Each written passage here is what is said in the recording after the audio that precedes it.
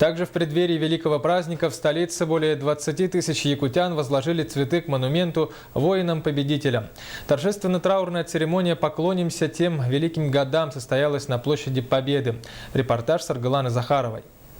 Торжественная траурная церемония «Поклонимся великим тем годам» – одно из самых масштабных мероприятий, посвященных 70-летию Победы. Огромное количество людей пришло отдать дань памяти павшим солдатам. Церемонию начали с традиционного марша ветеранов Великой Отечественной войны, руководство республики и столицы, а также представителей различных организаций и предприятий. От республики Саха-Якутия возлагает глава республики Саха-Якутия Егор Афанасьевич Борисов.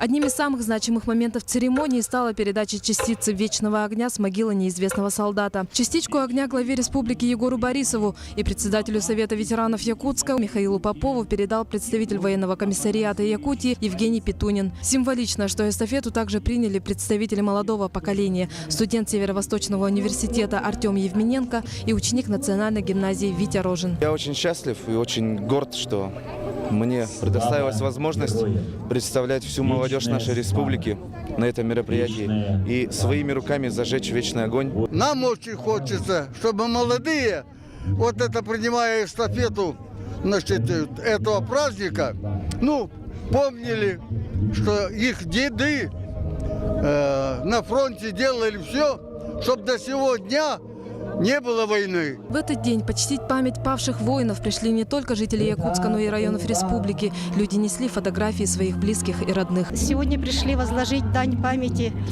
своему дедушке Попову Егору Ильичу. Он освобождал Румынию, Австрию, Венгрию, Чехословакию, а позже Северный Китай освобождал. Церемония возложения цветов длилась до 3 часов дня. Саргалана Захарова, Иван Семенов, НВК Саха, Якутск.